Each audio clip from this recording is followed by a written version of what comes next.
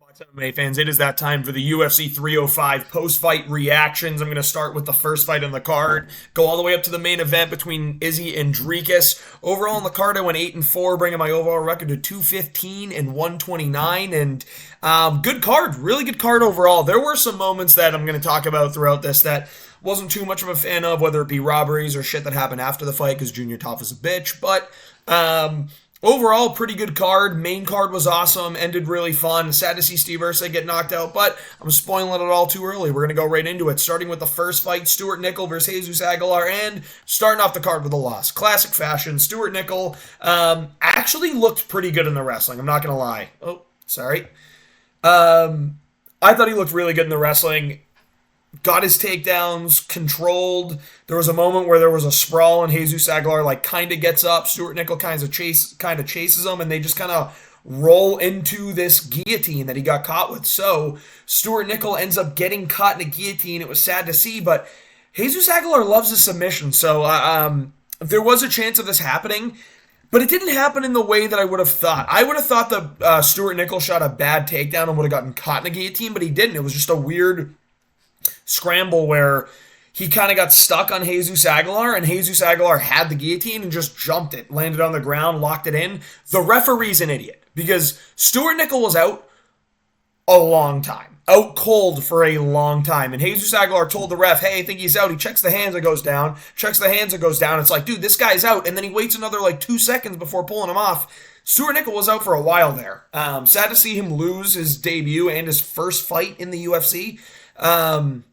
That's also his first fight in this pro MMA career that he lost. So tough day for Stuart Nickel. I thought he was looking good in the grappling, and for the first 2 minutes of the fight, this looked like it was going to go exactly as I predicted, but Jesus Aguilar jumped the guillotine and got it. This dude can get submissions, man, and he's got a tight squeeze, so strong little ball of muscle. I just didn't think his limbs were long enough to lock it up, but I was wrong. He absolutely did.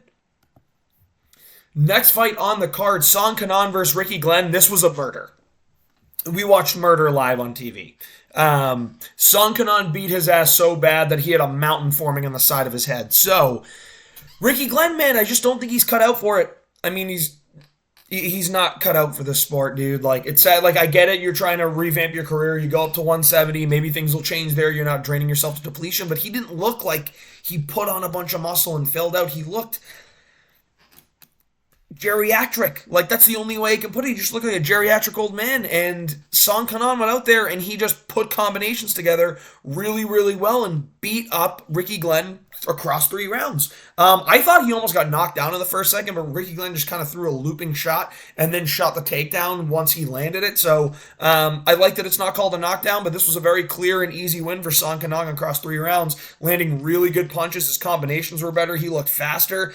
Dude, he legit just beat his ass for 3 rounds. That's all this was. I don't know what judge gave it 29-28. I'm more on the 30-26 variety. But overall, good performance from Song Kanan. Looked really good in this fight. But again, Ricky Glenn's not elite level competition. But for Ricky Glenn, I think it's done. For Song Kanan, good win. Just going to help you get into a better spot going forward now. Tom Nolan. Everyone was talking about knockout for Tom Nolan. I expected a knockout or for him to get knocked out. I did not expect this fight would go to the scorecards.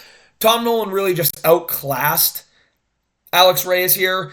Nolan kind of rushes in with some of his shots early in the fight. I noticed that in round 1. He's very wild and yeah, the spinning attacks are cool and I don't have a problem with them at all. It's just when he goes in to throw combinations, and it's strictly in the first round, his head's right on the line, and he just kind of throws it and hope he's going to get the knockout and then hope he doesn't get countered on the way back. There were moments where Alex Reyes was landing good right hands that, if it's not Alex Reyes, it's probably putting Tom Nolan out in that first round, but it's Alex Reyes, so he didn't go out. Tom Nolan, in the second round, comes out there and just puts it on him. Uses his range a lot better, uses his kicks well, uses his elbows well. I can see Tom Nolan losing a lot of fights in the first round, but I can also see if it gets to the second round, him winning a lot of decisions, because I think once he finds his range, he is a very dangerous striker that uses his kicks well. He goes low, medium, high with the kicks. He throws really good punches and really good step-in elbows with the body. When he's clinched up with someone, he's always looking for the elbow off a break or a knee to the body, which is something I like to see when someone's trying to accrue damage and win a decision. But that first round, man, it's like every fight he's in, he's getting tagged in that first round, and he's really got to reel it in. I think if he takes the first round to range find, use his jab more in that first round, use his push kicks, use his teeps, low kicks, and then start working the kicks up high. Then you can start to throw the 1-2. Then you throw more combinations, go to the body. I just think that it's a better way for him to stay safe in that first round. Like, it's scary because he goes in there with his chin right on the line, held up high, and just swinging. But once he finds his range, his striking is very good. He lands good combinations. He uses his range really well. And he looks like a good fighter. But that first round is always questionable with him. So again, good performance from Tom Nolan, but it took him a little while to find that range. Not a while to get going because he was just swinging him. And I thought he is actually pretty smart. Once he goes back to his corner and he gets the advice, he's pretty smart. He's talking about what kind of spin kick he wants to do, if it's going to be like a spinning back kick or if it's just going to be a wheel kick. And they're just talking which angle is going to work better. It was good to see some good corner work. And yeah, I mean, he's 24. He's going to improve. He's going to consistently get more intelligent in that octagon, but don't rush your career here, man. Learn more, get better, be smarter when you get in that octagon in that first round, and I think he's going to have a pretty good career. Good performance from him. Would have liked to see him get a knockout, but he did kind of beat the shit out of Alex Reyes in impressive fashion. Jack Jenkins versus Herbert Burns. This went exactly how we thought, dude. Like, Herbert Burns just quit. Again, I'm surprised he made it to the third round, but Jack Jenkins starts off and he lands good combinations. He goes low, he goes high with the goes low with the kicks, goes high with the punches, and he's using his feints really well. He's getting Herbert Burns to bite on a lot, and then he's feinting the punches to set up his low kicks, and then he's feinting the kicks to set up his punches. So it was a really, really good way of complementing his striking, and he looked good. Like, he looked... Now, I wanted to see him get a finish much earlier, but I think he was very hesitant knowing the danger that Herbert Burns possesses when it comes to a ground fight. His jiu-jitsu is very good, and he gets his takedown. So, like, Jack Jenkins was getting taken down. Herbert Burns couldn't get the submission, but again, he was in one of these situations where it's too late for him to get the submission because he was always getting beat up for the whole round. So he got beat up for 4 minutes, gets his takedown, lays there. Commentary's laughing, talking about how bad he needs the takedown, which he did, and he got it. Second round starts out, he starts on the feet for a little too long, and Jack Jenkins just pieces him the fuck up. Again, pieces him up, didn't miss a shot to the body. And his lead hand, Jack Jenkins stands in an orthodox stance, his lead hand, that left hand, where he'll work it and he'll go jab and he'll come back. And then he'll throw a hook to the body, hook up top, hook to the body, straight to the body. And like, he's mixing up the punches really well, and he's barely using the backhand. So I think he realized that Burns isn't going to hurt him. Every punch he hits Burns with, he's hurting him. Let's just stay poised and calm. And he ends up getting a bunch of knockdowns. One of the things that I thought was dumb is he engaged in the grappling. Now, it all worked out, but he engaged in the grappling for like a minute there in the second round. I didn't like that. I think he should just be immediately going to his feet with a dude that's literally quitting on the cage. Literally quitting. And we're going to talk about a dude that had bad fight IQ when someone was laying and playing in guard a little bit later. Talking about you, Josh Coolabau. But good performance from Jack Jenkins. Beat the shit out of Herbert Burns. And like, again, Herbert Burns just got to a point where he didn't want to take the damage anymore, laid down and stayed there and didn't get up. Like, this guy's just not a fighter. He's a jiu-jitsu guy. Like, that's what he is. He's not a fighter. Stick to jiu-jitsu. You're really good at it. You'll be good at it, and you don't have to take a fucking beating. Don't get in that octagon just because your older brother had a ton of success. Or I think his younger brother, but maybe his older, I don't know. Bigger brother, for sure. But like, dude, he doesn't have a place in the UFC, man. I hate to say something like that about a fighter, but like, this dude just is like, this is like sixth time, like 6 losses, 5th or 6th time, like just quitting in the octagon. He just quits. He doesn't want to be in there. Don't force him to go in there. I don't think anyone's forcing him. I think that every time he's like, dude, all right, this time I'm going to change it. And then he goes in there and does the same shit. So Herbert Burns, again, storyline here. He's a quitter. Hate to say it. He's a quitter, especially because of how big of a fan of Gilbert I am. And Jack Jenkins is good, man. That striking's really good. He can box. Like, he can legit box. That left hand's really good. I want to see how he does against a really good striker at featherweight, though. So he called out Gavin Tucker on the mic. I'm going to match make these guys later. I actually think the Gavin Tucker fight's a pretty good one. So we'll see. Casey O'Neill, Luana Santos. Yeah, dude, Casey O'Neill just outstruck her across 3 rounds. Like, she was doing a much better job. She was landing good combinations. Meanwhile, Luana Santos was looking for the power shot and like a submission when they would clinch up. But Luana took it on short notice. So maybe she went in there just knowing that she had to try and get a knockout punch. But she didn't look like she was getting crazy fatigued.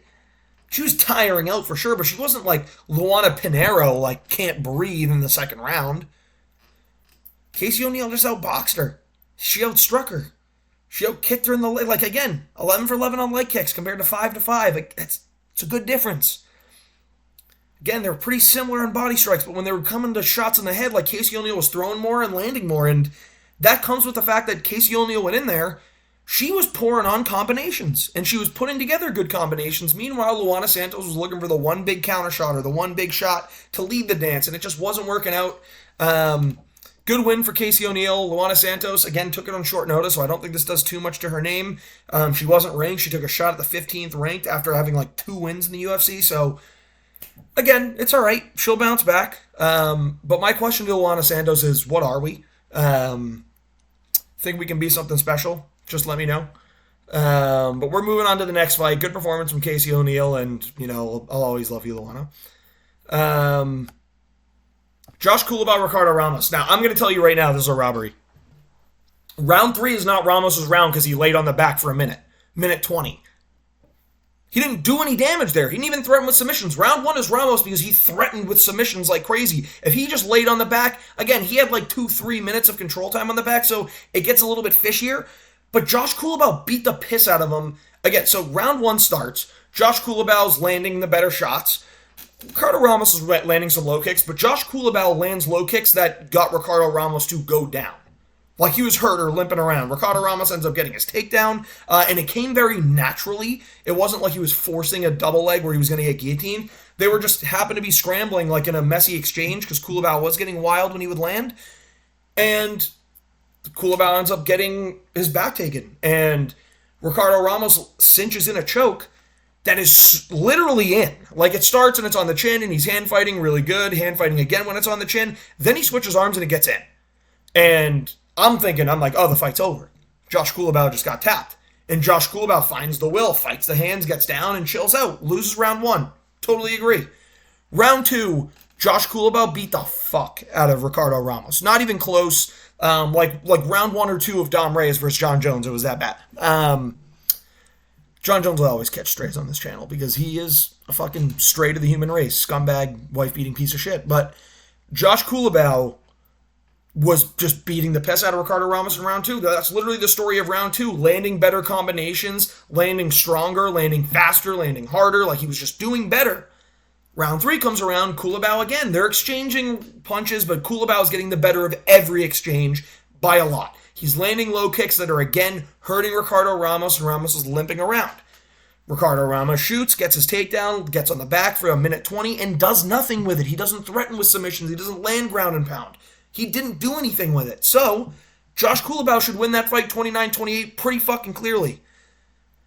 But they're in Australia, and a robbery went to a Brazilian, not the Australian in the fight. That's crazy to me. I should have went 9-3 on this card because this fight was a total robbery. This is a robbery. This isn't one of those close fights. Like, this is a robbery.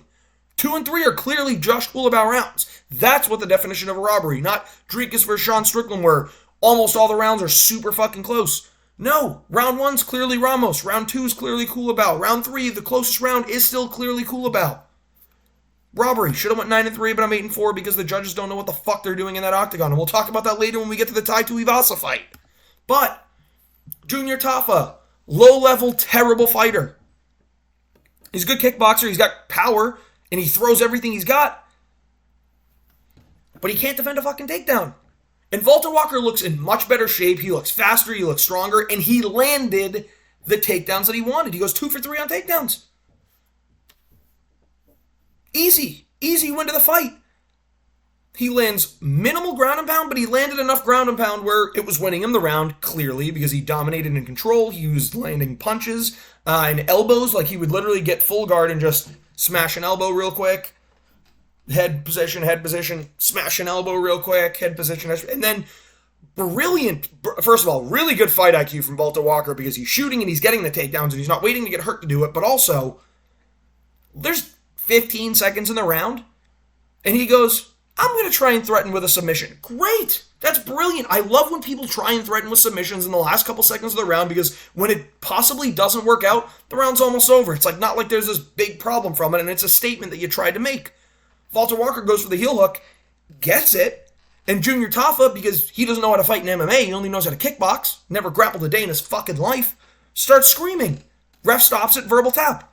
I don't know if you guys know this, but when you make a noise and you scream in the octagon when a submission's in, that is a verbal tap. You don't need to sit there and say, tap, tap, tap, tap, tap. It is a verbal tap if you scream or make noise in that octagon when someone has a submission in. That's the rule. That's how it's always been.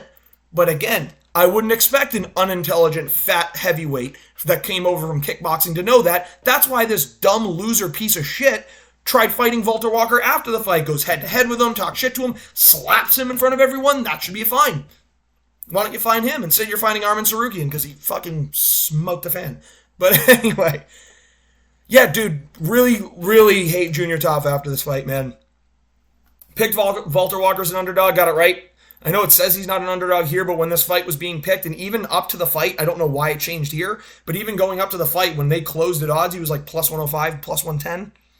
So, yeah, good win from Walter Walker. Looks a lot better, looks in a lot more shape, and he's taking his career seriously. At heavyweight, there are a lot of people that struggle to defend takedowns. I think he can make his way up. Walter Walker, I'll be watching. The welterweight Anderson Silva versus the Leech. Why couldn't they give my man the Leech a layup, bro? Leech did beat up the legs of Carlos Prates, but Prates managed range really well with the punches. Like Leech couldn't land anything upstairs. Nothing upstairs was really landing. 12 for 64, like that right there. Nothing's landing. Meanwhile, Prates is sitting on the outside, sniping like he's Chris Kyle. He's landing some low kicks, sure. Barely goes to the body. He is touching Leech right on the chin the whole time. Just tap, tap, landing. And then he would just throw one. Then he would kind of shovel a left hook, stick a jab on him. Like he was sniping. He was landing well. I really like the striking of Carlos Prates. Very Anderson Silva-esque where he would be. He's a shot selector. Like he's a sniper. He's a shot selector. And he lands and he's got power and he's fluid. Very fluid, very relaxed in there, just kind of lets the strikes come. Is always moving. Oh, he made this move, like I'm supposed to slip. Even if it's a feint, like he like slips like it wasn't a feint and then lands his counter. Like very slick, very smooth, very good striking from Carlos Prates. Gets the round 2 knockout over the Leech. It's sad to see the Leech go out like that. They gave him a killer immediately, but Carlos Prates had one more fight before the rankings. You could give him Luque and just walk him into the rankings, and I'm totally cool with that. But if he wants one outside the rankings, I could not make out for the life of me who he called out in that octagon. I'm going to probably match him up with like a Chaos Williams or someone just outside the rankings there, because if he's not asking for rankings himself, fuck it. Like, have one more fight, be a heavy favorite, go have a great performance, and then go jump in the rankings. Like, I'm cool with it. Carlos Prates, tremendous performance. 3 walk-off KO streak in a row, by the way, in the UFC. He did it to Traven Giles. He did it in the Contender Series, did it to Traven Giles, did it to Charles Radke, and now he did it to the Leech. Like, dude, the competition isn't bad. Like, Traven Giles is no stud. But he can be tricky for, a debuting fighter. Well, and he showed to be a little tricky for Prates, where Prates had the punch power that did it. Charles Radke, he outclassed Charles Radke, who's better than Traven Giles. Then the Leech, who's better than both of those guys, he outclasses the Leech. So again, just great performance from Prates. Do I think he'll be a champion one day? In welterweight, I think it's too stacked. Too early to tell. He's 30, maybe just turned 31. I don't know. But I can tell you one thing. Every time he fights, I'm tuning in. Great, fun fighter. Really good performance from Carlos Prates. Tai Tuivasa versus Jairzinho Rozenstruik. This is exactly how I predicted it, guys. It was going to be Tai Tuivasa getting snake charmed. Again, tried at the end to kind of wing some punches in, but not landing heavy, not landing a lot. Again, the best thing he had was the low kicks, but he's not landing a lot, not landing heavy, and just getting shot selected and sniped by Jairzinho Rozenstruik. It's crazy to say. But Biggie Boy was sticking him with his jab.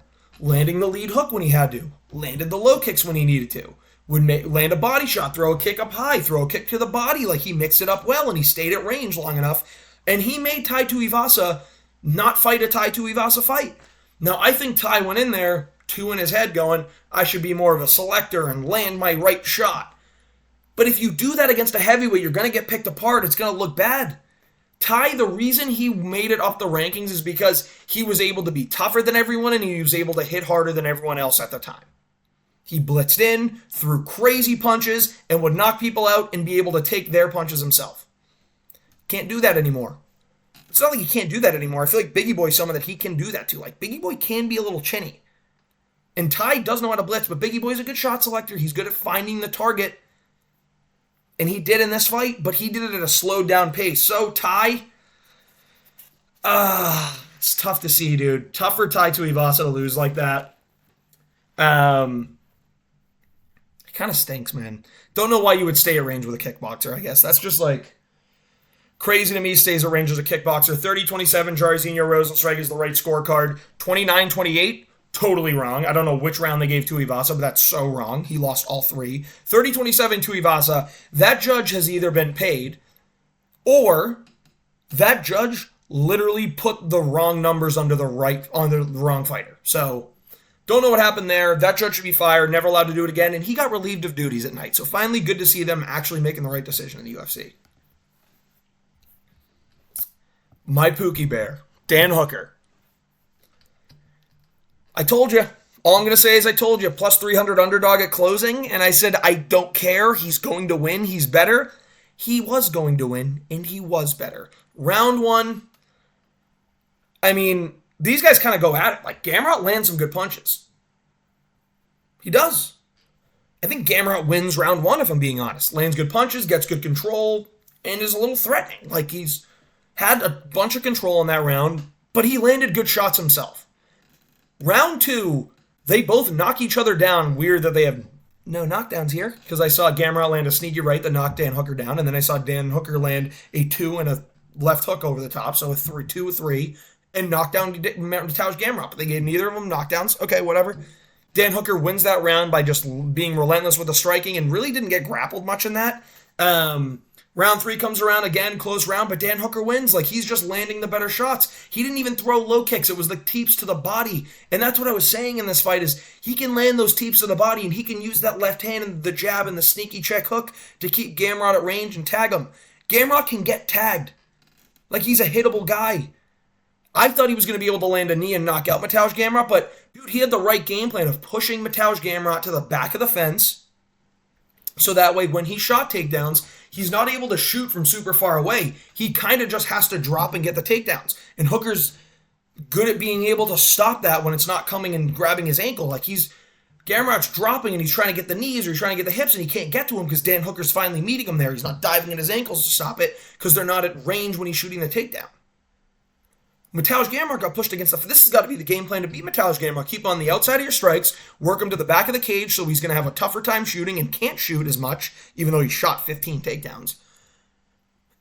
And make him just drop and try and take you down. You can't have him shooting from range because eventually he's like a dog with a bone. He's going to get it. If he can hold on to you and run you across the octagon, it's different. When he doesn't have that leverage to push off of the canvas, you can't even really push off the cage like that because like he's just dropping, trying to get Dan Hooker, and Dan Hooker's just stuffing it. Or Dan Hooker's fighting it, drops down on top of him, lands good elbows. So really, really good performance from Dan Hooker. I mean, tremendous. Actually, one thing I want to say, because I just forgot that I didn't mention this when I was saying I was going to mention in the Culibao fight. There was a moment when Ricardo Ramos was lying on his back here. I can't believe this is bothering me. I'm already here. Ricardo Ramos was on his back. Josh Culibao stayed there and kicked at him for another minute and a half. He should have let him back up and knock him out. He would have, but he didn't. And again, he won round 2 anyway, but he could have gotten the finish in that round and he didn't. Idiot. Anyway, back to Dan Hooker. Mateusz Gamrot called it.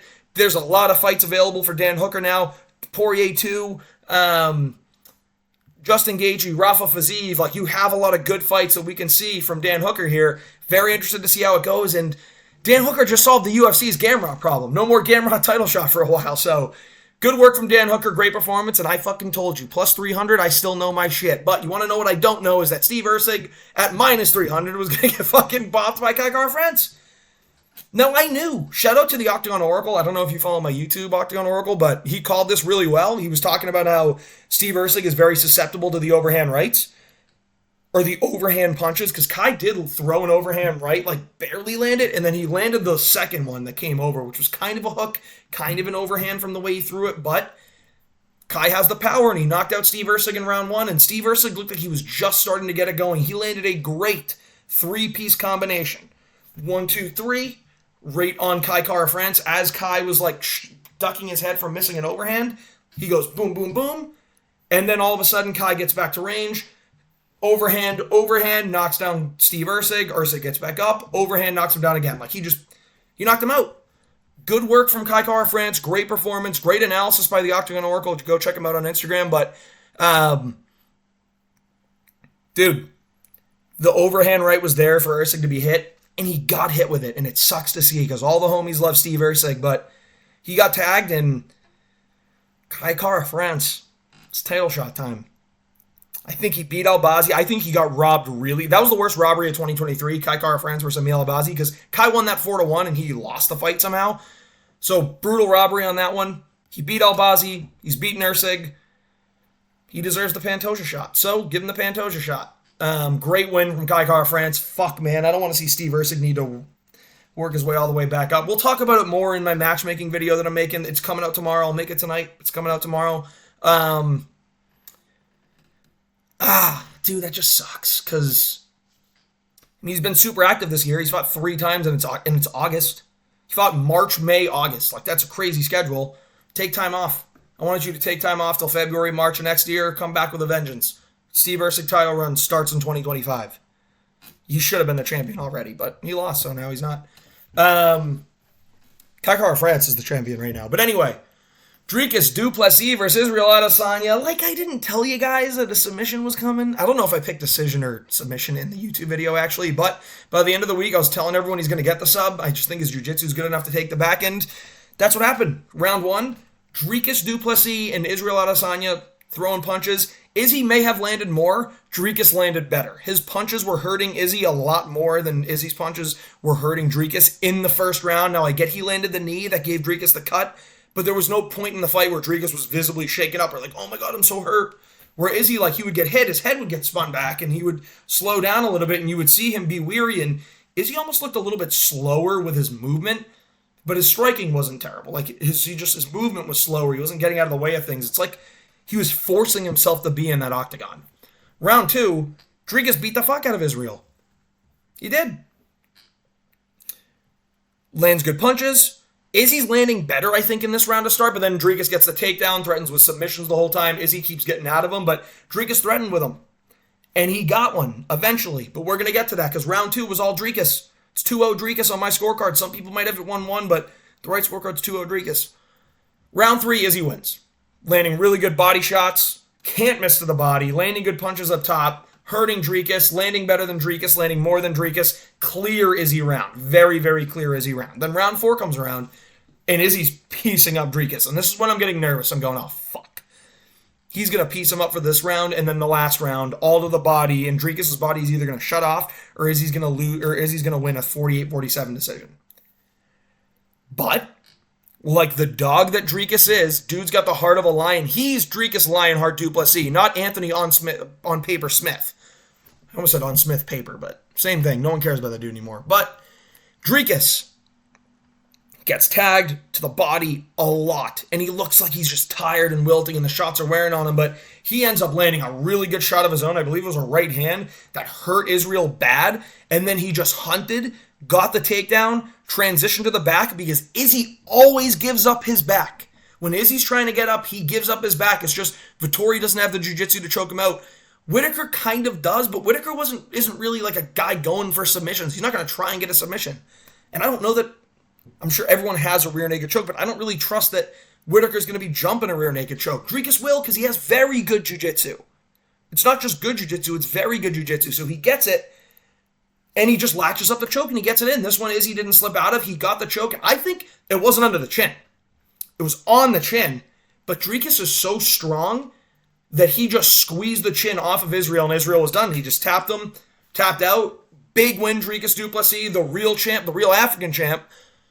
Go ahead, everyone get mad in the comments. It's just a fucking game. Like, stop taking it so personally. It's just fun to piss you fucking losers off. But anyway, Dricus, real African champ, real middleweight champ, building a sick resume of a knockout of Whittaker, a decision over Strickland, which, again, like I say, I kind of think it was Strickland's fight, but it was close enough where it could have gone to Dricus. And then beating Israel Adesanya by submission. He's going to get the rematch against Strickland. He should.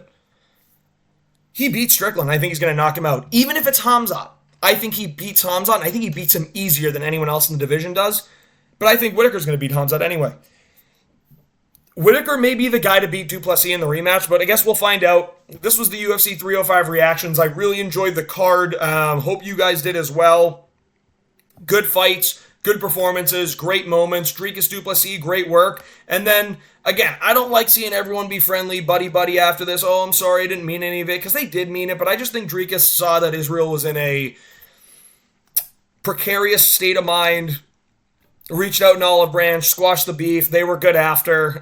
His post-fight speech was a little too glazy of Izzy. Didn't love that, but at the end of the day, he was just showing class. I think they went out to get a beer after or something. I think that's what they were saying when he's going like this. I don't know what else this is. It's probably not like Whistle the Dogs. Good performance from Dricus, champion. This is the UFC 305 reactions. If you liked it, please like and subscribe, but we're coming on a good stretch here to finish the year in UFC, so I can't wait. Predictions are getting back at it, and I'm going to keep rocking to the top.